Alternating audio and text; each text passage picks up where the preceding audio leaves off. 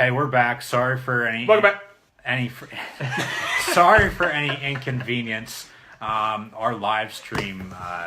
Took a dump. I don't know exactly what everything. happened. The screen went black Part and two. Part two is. whatnot. So You want to just start over? we're back. Football? No, we'll Pick it up. Pick it up real quick. We'll pick up where we left off, but we can recap our games that we just picked if you want to do that real quick. I can really quickly go over the top 10 real quick if we want.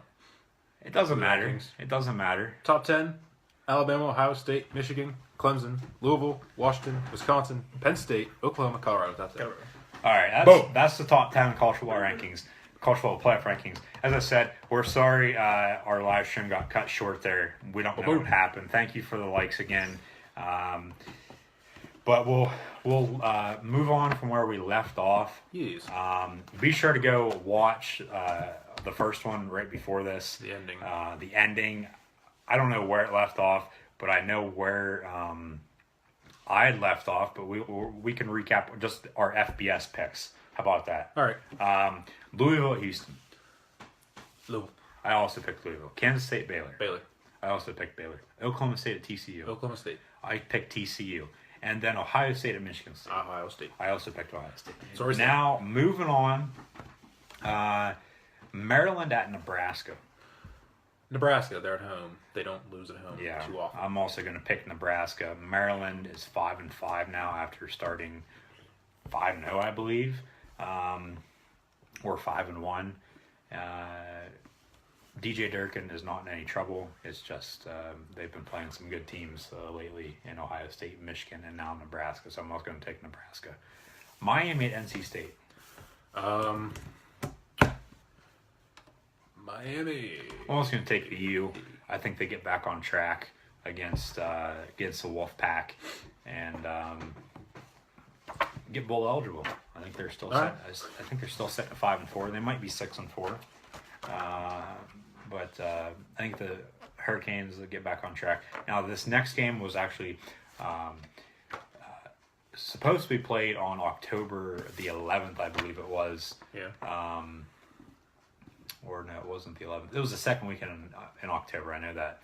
And because of Hurricane Matthew, it got postponed, and it was actually supposed to be played in Gainesville, home of the Florida Gators, but now it's moved to Baton Rouge, and there was a little controversy on whether this game would be played or not, and it is. It's being played this weekend, so Florida at LSU.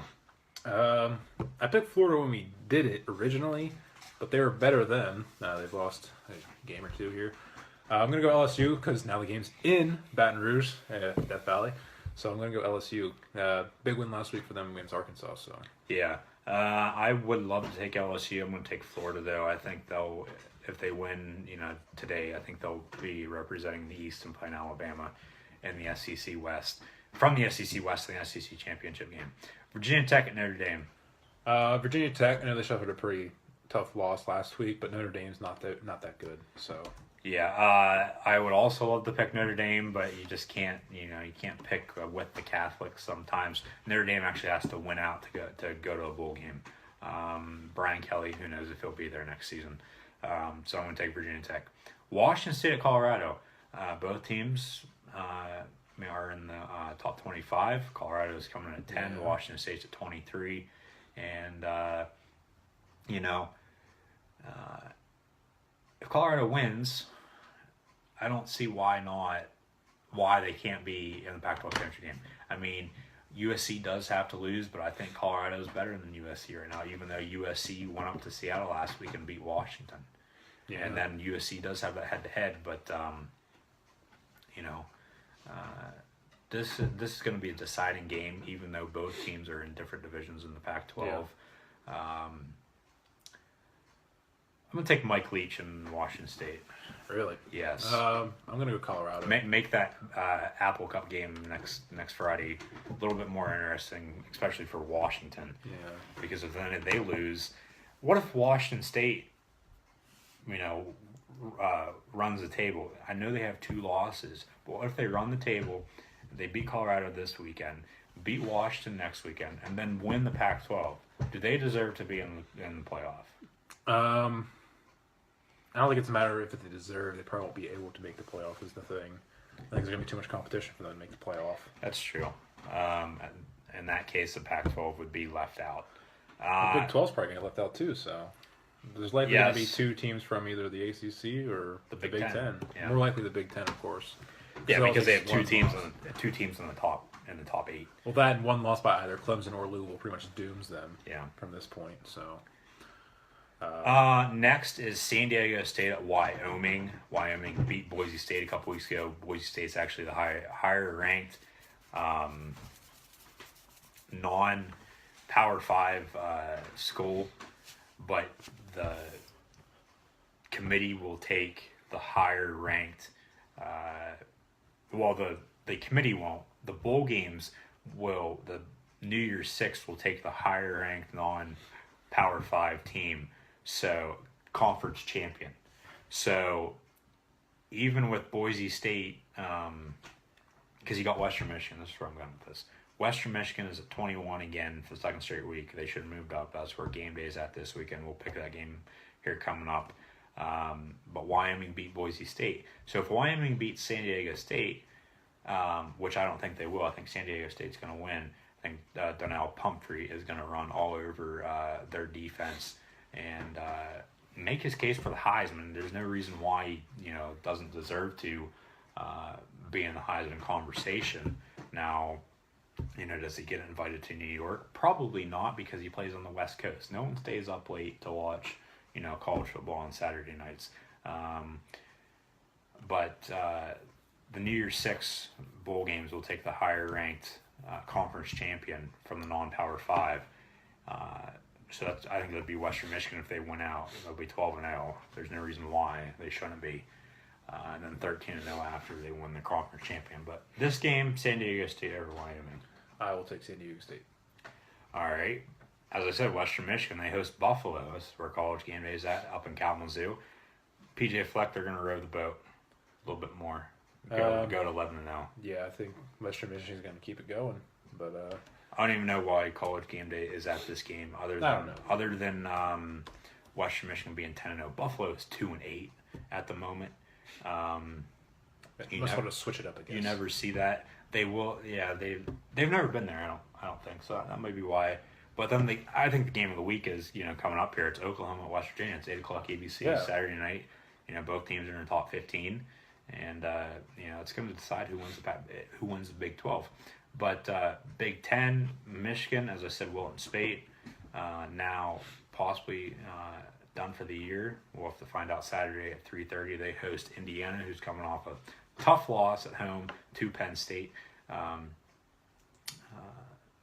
They were ahead most of the game, and then fourth quarter came along. Penn State came back and gave them the big L. But I think they get another big L because they're going to the big house, and they'll lose to Michigan. Pretty much what you said. They're going to the big house in Michigan. Michigan's going to win, bounce back after a tough loss to Iowa. All right. Sticking with the Big Ten, Northwestern and Minnesota. Give me Minnesota. I'm going to take Northwestern. They're at 5-5 right now. They got to at least win one more to go to a bowl game. So Northwestern over Minnesota. Minnesota's coming off a tough loss. I think they're down right now, and I think they'll lose to Northwestern. Okay, there you go. Next, already picked. Okay. You're throwing me off track there. You're doing something. Yeah. Stanford at Cal. Cal's lost a couple in a row. Yeah. Stanford hasn't been that good. Big win against Oregon, I guess you could say. Crushed them, in fact. Give me Stanford. I'm also going to take Stanford. They just got back in the playoff rankings at 24. Hell, they might go to get a good bowl game, after they lost 3 straight. Something like that. So, yeah, Stanford beats Cal. Cal's been down. Clemson at Wake Forest. We got to go Clemson to bounce back in this one. I'm also going to take Clemson just to bounce back. We talked about this game a lot, too, because of Wake Forest, representing the one division in the ACC. So but they lost to Louisville after being up 12-0, and then Louisville scored 44 unanswered, which is they kept it pretty close, and then Louisville scored 34 or something like that in the fourth quarter. Well, 34 in the fourth. Okay. Yeah, it's 44. It was 44 like unanswered. tied or really close into the fourth, but then Louisville blew them out. Yeah. So Clemson for both of us. Excuse me. South Florida SMU. Oh man, not a tough game for me. Two teams that aren't really a factor in anything really, but Still a good game. Still a good game, but give me South Florida. Yeah, South Florida. You're gonna take South Florida. All right. South Florida. I'm gonna take SMU. Chad Morris, head coach, former offensive coordinator at Clemson. As we just talked about Clemson, so I got to stick with a little coaching tree, I guess you could say. So yeah, SMU. And because I'm 10 games behind you, I got to pick the opposing team. Arizona State at Washington. Washington bouncing back. It's going to be a bounce back for all these teams. I also agree with you. Washington will win and make that Apple Cup game a lot more interesting. As I said, I picked Washington State earlier. Tulsa, Central Florida. Tulsa. I'm going to take Central Florida. I picked Tulsa last week. They lost by 2 to Navy. I can't pick them again. And then, as I said, I think this is the game of the week. In Morgantown, Oklahoma goes there to play the Mountaineers of West Virginia. Who are you going to take, Corey?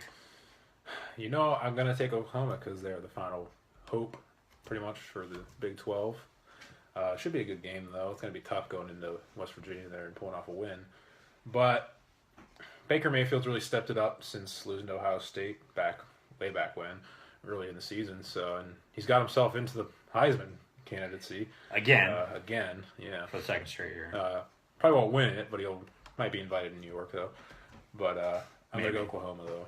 All right, I'm going to take West Virginia. Now, I know Samaje Perine ran all over West Virginia's defense 2 seasons ago, the last time they played Morgantown. But both him and Mixon are coming back. They actually came back last week from injury/suspensions.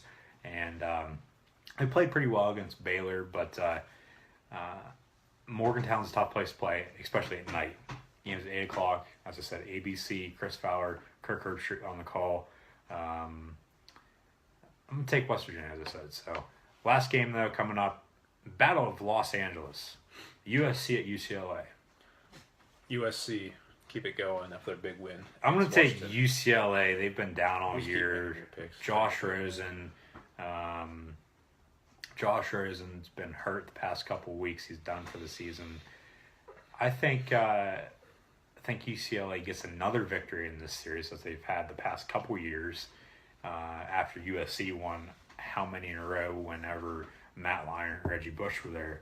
But UCLA this weekend. All right. So that wraps up college football. Do we have anything to get to before we start into the NFL? No, nothing this week. Come on, guys. Well, time for the NFL. Anyway, last week, it's just a normal week in the NFL. Can't really say anything bad or good about it, I guess. A lot of good games, though. I will say that. A lot of good close games. Exciting games. One that I'm really happy about. But I'll start with the upset of this week. I had the Eagles over the Falcons because the Eagles have been kind of down a little bit since starting off pretty good this season. Falcons have looked good this season. And I was honestly a little bit shocked that the Eagles won that game against the Falcons. So I'll go Eagles-Falcons. I actually wanted to pick that game last week, but we didn't. I'm going to have to say Titans over the Packers. Mariota, Marco Murray. The Titans have been playing better. They're 5-5 now. They're in the hunt for the AFC South. Whenever a lot of people thought, Houston and then Indianapolis would come in second earlier in the season. But, Tennessee plays Indy this weekend, so for the second time, I believe. It might be the first time. It's second. Second time this season? All right. So, I think that's going to make the AFC South race a little bit more interesting. But Titans over the Packers was the biggest upset for me. Packers, lose three straight now? Yeah. So, Something's wrong. You kind of said why I don't have that as the biggest upset a little bit, because the Titans have been playing so well while the Packers have been playing pretty poorly. So like it's similar last week. You had the Lions defeating the Vikings last week as an upset, and I said because the Vikings or the Lions were playing so good and the Vikings were playing so poorly that I didn't really think that was an upset. So I mean the way the Titans won's impressive, yes, and that's why they're one of the teams that impressed me this week. But I couldn't go with that one just based on the way these two teams are going in the rankings and in the records. Basically, is why. Best game, I think we're both in agreement on at least part of this. Cowboys Steelers. For me, more in more ways than one. It was a good game. Well, the Cowboys won, so I'm really happy about that. Was it 3 lead changes in the last like 2 minutes or something like that? Cowboys took the lead with like 2 minutes to go. Then the Steelers came back, scored a touchdown. With like Marino-esque. Yeah, Marino-esque. Yeah, in Pittsburgh. And then they scored with like 40, or was it a little under a minute, a little over a minute left? They had 42 seconds. 42 seconds. And what happens? Well, the Cowboys get down there. They're in perfect field goal range for Dan Bailey, who would have likely made a field goal from that situation because, I mean, he's one of the best place kickers in football. But yeah, they're just like, oh, we're going to run the ball. Zeke Elliott says, you know what, no. And he scores his 3rd touchdown in the game to give the Cowboys the victory. And amazing, you know? I hear you. He had like 100 and some yards on the ground, 2 touchdowns, and then 90 some yards through the air, which mostly on one play. Where receiving, through the air, receiving, same thing, kind of. But so he had over 200 total yards, 3 touchdowns. Ridiculous game for him. We're going to get to him more in a minute, probably, when we do the question of the week this week involves him. So, best game for you, I think you had the Cowboys and Steelers as well. I had Cowboys, Steelers, and then Seahawks, Patriots as well. Yeah. When I did this, that came down to the 1 yard line to get across the goal line. No pun intended. But, those were the best games. I think both college and the NFL, best weekends of the whole year so far. Yeah, for the most part. Impressed this week. I already mentioned the Titans. I had them in because they crushed the Packers. I had the Titans as well. But I also had the Chiefs coming back from 17-0 down on the road against Carolina. I had Ezekiel Elliott. Just because, as you said, he's a good player. I knew he was a good player. I knew both him and Dak Prescott were good players going into the game. Now, did I think they would have that good of a game against Pittsburgh in Pittsburgh on a Sunday afternoon? No. But, Pittsburgh's defense, really stalled there, especially in the fourth quarter. It's like, how do you give up a lead after you just scored with 42 seconds to go? The game-winning touchdown then. But as you said, Zeke Elliott, 3 touchdowns, over 200 total yards. He's on pace to break Eric Dickerson's rookie rushing record. And he's actually the 3rd running back since the merger in 1970 to have over 1,000 yards rushing through his first 9 games of the year, joining Eric Dickerson and Adrian Peterson, who almost broke Dickerson's rookie rushing record in 2007, but came up short, and now Ezekiel Elliott, 9 years later after that, is going for the same thing. So yeah, Zeke impressed. I'd throw Dak in there as well. The whole Cowboys, I knew they were good going in, but I didn't think I didn't think they had what it took late in the game to pull it out in the end. All right. Disappointed for me this week, I have the Arizona Cardinals because they needed a game-winning field goal to beat the 49ers at home, which is not a good look.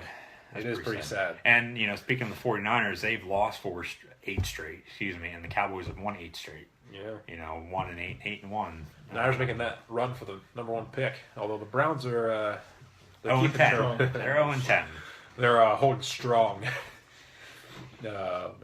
Disappointed for you. The Steelers' defense, as I said, in the fourth quarter, mainly in the last minute, it's like you just scored. How do you give up another lead, especially the game-winning touchdown to Ezekiel Elliott? But you see that offensive line for the Dallas Cowboys, they pancake blocked everybody, and he ran right up the gut.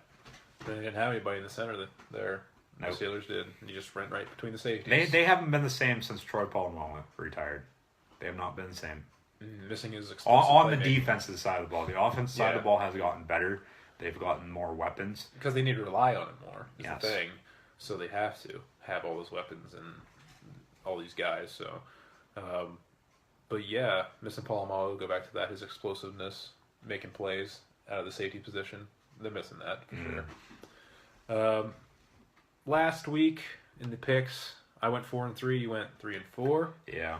I sit at 47, 38, and 2, and Luke's 4 games behind now. Yeah, 43, 42, and 2. 43, 42, and 2. You're still ahead of me. See if you can get back on track this week. The buys this week for week 11 are the Falcons, the Chargers, the Broncos, and the Jets, who really need a bye week to figure out their quarterback situation. Maybe Hackenberg starts against his idol in Tom Brady whenever they come back from the bye week in 2 weeks. All right, so picks this week. We'll start with the Thursday night game. The Saints travel to Carolina to play the Panthers. This game was actually a good game when these two teams played a couple weeks ago. New Orleans blew a lead. Carolina came back. Typical. But, New Orleans ended up pulling it out in the end with a game-winning field goal. And Drew Brees is going to throw all over Carolina's defense again like he did a couple weeks ago. And Brandon Cooks will also have a big game. But Carolina, I think, will keep it close. They're playing at home instead of in New Orleans this time. But I'm still going to take New Orleans. I don't know how you can't pick your team. I'm not. But You've been like this all year. I have been. I mean, it's worked for me, though. It has. You're up, 4 games on me? That's the reason I have 4 when you had 3 this week. But, sorry. But the Panthers at home, they're going to be steaming after blowing their 17-point lead to the Chiefs at home the previous week. The Saints, they seem to not have too much luck on Thursday night games. I'll have to say that last couple of years. Also, kind of get even with them after, as you mentioned, the Saints did beat the Panthers earlier this season in New Orleans, of course. We all know the Saints are not a great road team to begin with, so that's another reason right there. I think Cam will be the one that's going to be all over the place, burning the Saints defense, which isn't hard to do, granted, but he'll be able to do that. Should be another high-scoring game, though, as with most Saints games. 20 points at least for both teams, It's just how it is. Yeah. So, all right. It's that NFC South. It's that NFC South. Next, Ravens versus the Cowboys here. I got the Cowboys, obviously. Get it, their 9th straight win over the Ravens. They're at home. I mean, I don't need to really say much. I mean, the Cowboys speak for themselves pretty much in their play. So I've watched them all year. They're on, normally at 4:30 on CBS or Fox for America's Game of the Week for Fox. For the most part. But they really impressed me more last week when they beat Pittsburgh in the last minute of the game. And then Pittsburgh needs Baltimore to lose, so Dallas. All right. And Pittsburgh plays Cleveland this weekend, so that should be a win as well. Yeah, they get a easy game here after losing They actually have 4 straight. They actually have to Steelers. play Cleveland twice in the remaining Final six games. Final game of the season as well as this week. So Titans Colts division matchup for positioning in the NFC South, which is a little bit open if the Texans fall back a little bit. So Titans are moving on up. Colts are kind of staying there around 500 themselves. I think they're at least a game below 500, if I'm not mistaken. Who, the Colts? The Colts. Yeah, they're 4-5. Yeah, they're 4-5. So this will be a game for them to try to either of these teams to get up there and try to the NFC South. But Titans in this one, after what they did last week to the Packers, I think they'll be able to do really well against the Colts if they keep that up, because the Colts don't have a good defense. So They don't, but they're playing at home. yeah, This game is always close when it's in Indianapolis. Normally, it's close earlier this when season. this game is in Tennessee and Nashville, the Colts, well, they always had Peyton Manning. It was always they always blew him out of the water. But Indy's playing at home. Indianapolis over Tennessee. I think Tennessee's a little too hyped up right now. So with a big win over Green Bay, even though Green Bay was down, it's the Packers. So yeah, Indianapolis. Okay. Bucks taking on the Chiefs at Arrowhead. I'm going to go Chiefs because they are in Arrowhead, and Arrowhead is one of the toughest places to play in all of NFL. So But the Bucks, they looked pretty good this past week. Granted, they played the Bears. That's not really that impressive. Yeah, the Bears. But they're a good young team that... the Bears are up there for the top draft pick for the worst team between Cleveland and San Francisco. I was trying to think of the other team between those two. So, I got the Chiefs. But the Bucks, they're a good young team on the rise. Should be good in years to come, but this game, they're not going to be able to take out the Chiefs, I don't think. Yeah. Kansas City. You said everything. Yeah. All right. America's game of the week, so to speak. Eagles traveling to Seattle to play the Seahawks. It's kind of another game that I don't think I really need to say much. It's in Seattle, which Seattle, they don't really lose in Seattle. It's the other hardest place to play. And Philadelphia has a rookie quarterback in Carson Wentz. Yes, going to Seattle. The loudness of Seattle combined with the Seattle defense, it's going to be hard on him. Wentz hasn't really played that well for weeks now. A big reason why they won against the Falcons. I actually dropped him in fantasy football. Big reason why they beat the Falcons was my backup, was Ryan Matthews had a 100-yard game rushing the ball. They need a number one running back. They have a committee. They have 3 running backs. They need a number one. They need a number one running back. Whether that be free agency this year or the draft. They need to find somebody. But that fits that offense. Yeah, Seahawks though. Yeah, Seattle for this game though. All right. Philly, Carson Wentz. He's played some tough places already this season as a rookie, but Seattle is one of the toughest, if not the.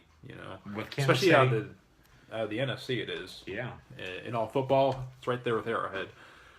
Packers, Redskins, Sunday Night Football. I'm gonna take the Packers, kind of regrettably. I think a couple of losses now, 3 straight. It is. I think. For the Packers, they need to get back on track, and hopefully this game they'll be able to. They do. They do need to get back on track. Wouldn't be surprised if they lose again to the Redskins. I'm going to take Washington. Washington's playing at home. These two teams met in the wild card game last season.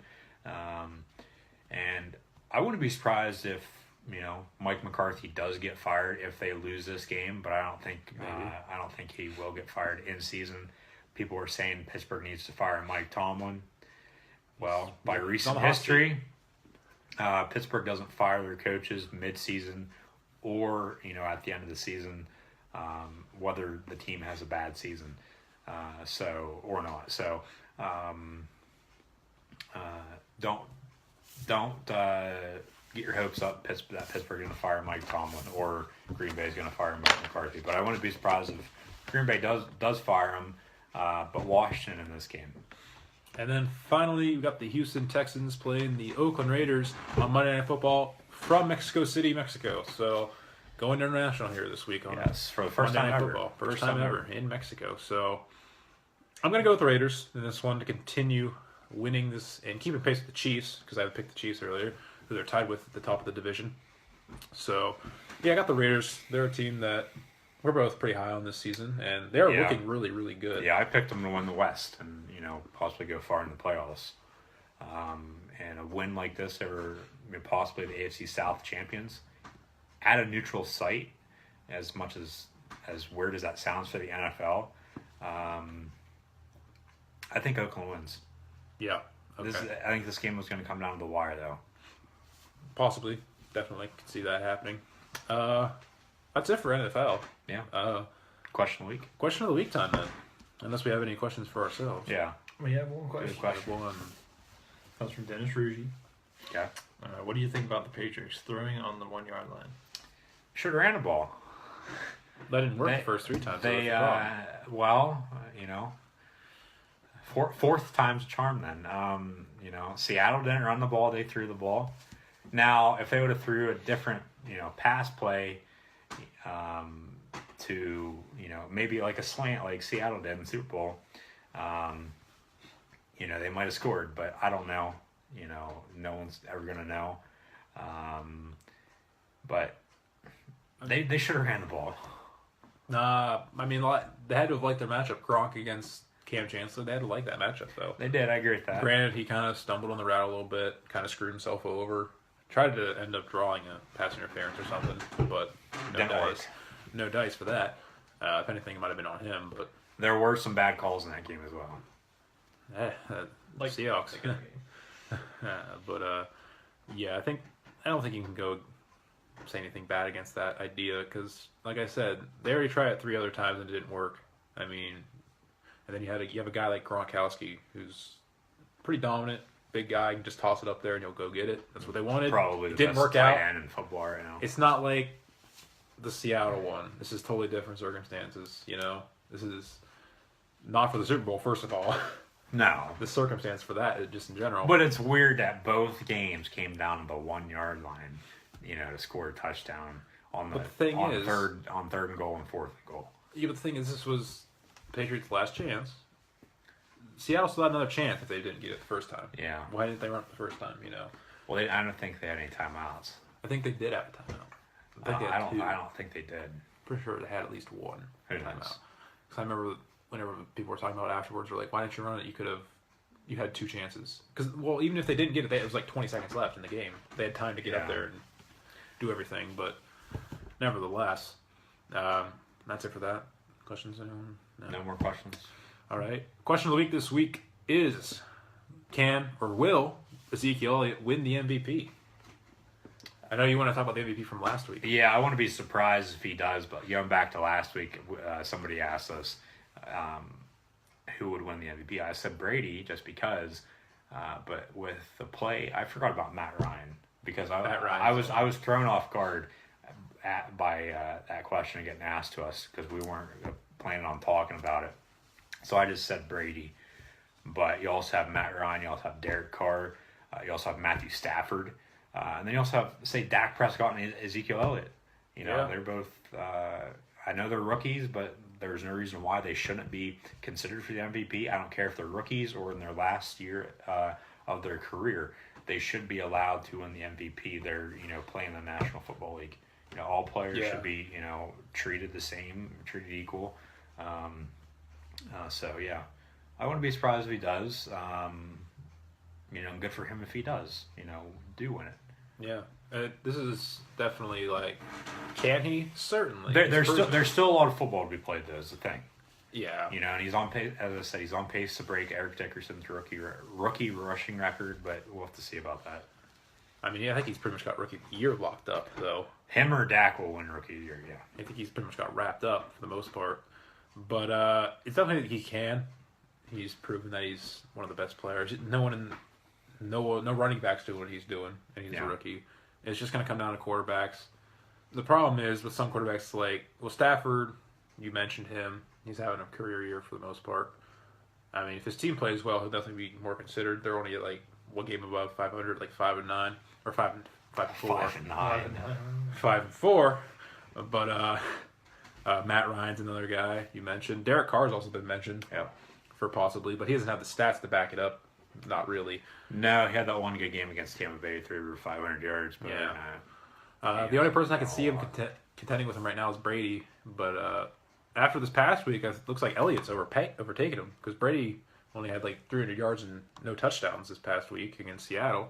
It was all LeGarrette Blount for them, and then Ezekiel Elliott went off for 200 combined yards and 3 touchdowns against Pittsburgh. So I think he kind of maybe pushed himself over the edge a little bit here and is now leading that charge for MVP. So, but it's definitely a question of more of will he and can he? Like, will the NFL will they allow him to be awarded MVP despite being a rookie? That's what I was saying. He should be able to because he's still a player in the league, and all players should be treated the same. So it's just a question of if he wins the Rookie of the Year, which he probably will.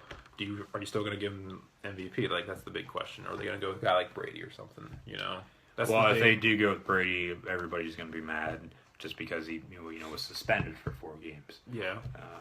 For Deflategate, but yeah. I don't have anything else to say. Yeah. All right, that's going to wrap it up for this week on Across the Goal Line. Subscribe to our YouTube channel. Like us on Facebook. Follow us on Twitter and Instagram at ATGL16. You can follow Luke on Twitter at CoolOnLuke96 and me at CAMains14 on Twitter as well. Don't forget to buy our merch. You can contact us about using all the social media platforms or by emailing us at acrossthegoalline2016@gmail.com. Yep. And for Luke Goddard, I'm Corey Mains, and we'll see you on the next edition of Across the Goal Line, live from the field.